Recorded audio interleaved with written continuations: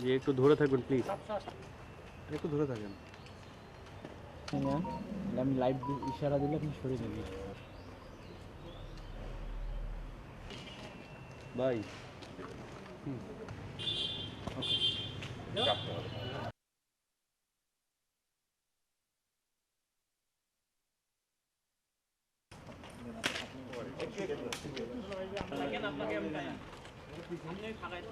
অনেক ভোট বাতিল হয়েছে, শার্টকাট হয়েছে এবং সে ভোট সেন্টারে যে খুব একটা বিন্দির সৃষ্টি করছে, হ্যাঁ, আর অনেক কিছু করছে।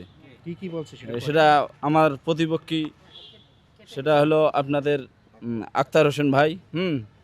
এই জন্য আমাদের যারা আমরা আছি ওদের যে ভাবটা জনগণ দেখছে এবং আমরা চাই আবার পুনর্গণনায় হোক।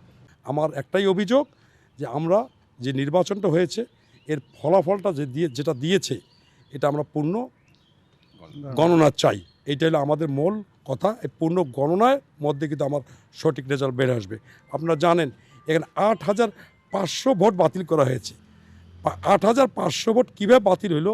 আর আমার বিশ্বাস ওখানে কোনো আমাদের লোক ছিল না, কারণ আমার বিপক্ষ যে দল সে কিন্তু সব মব সৃষ্টি করে, সন্ত্রাস ভয় ভীতি দেখে একটা ভীতিকর পরিস্থিতি সৃষ্টি করে কিন্তু এই যেগুলো করছে। আমি আপনাদের মাধ্যমে আমি দেশবাসীকে জানাতে চাই এর আমি সঠিক বিচার চাই। আপনারা জানেন এখানে ডিসি সাহেব সব সময় আমি বিএনপির ক্যান্ডিডেট হিসাবে, প্রার্থী হিসাবে আমি সব সময় তার স্বর্ণপটা হয়েছি। উনি আমাকে কোনো ধরনের সহযোগিতা করে নাই।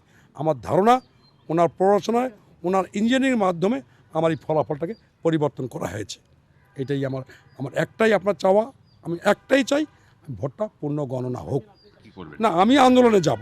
আমার যতক্ষণ আমার ফলাফল আসবে না, কারণ আমার সাধারণ জনগণ আমার সাথে আছে, সাধারণ ভোটার আমার সাথে আছে।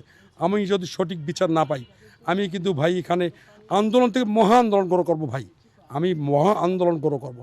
আন্দোলনের মাধ্যমে আমি কিন্তু আমার ফলাফল বের করে ছাড়বো ইনশাআল্লাহ।